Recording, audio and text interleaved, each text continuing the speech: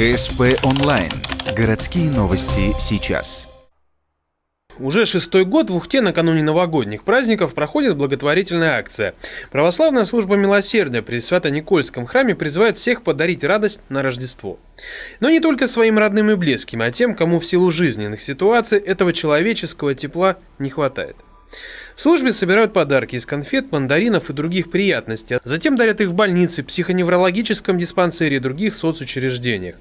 Даже рассказывают случаи, когда, казалось бы, мелочь сыграла огромную роль.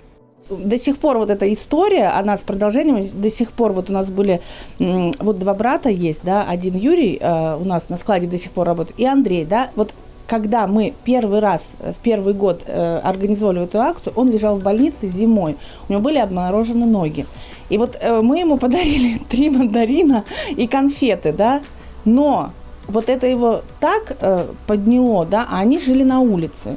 И он пришел потом к нам сюда, и мы стали с ним работать. И сейчас этот человек работает, и сейчас этот человек рисует иконы, да, пишет иконы, рисует пейзажи, и эти же пейзажи дарит другим людям.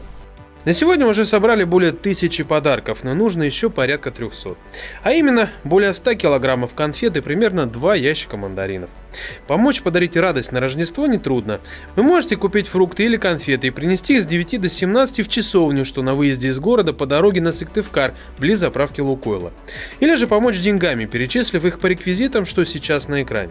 Поскольку помощь людям в сложных ситуациях не заканчивается праздниками, то все излишки служба милосердия распределит в течение года.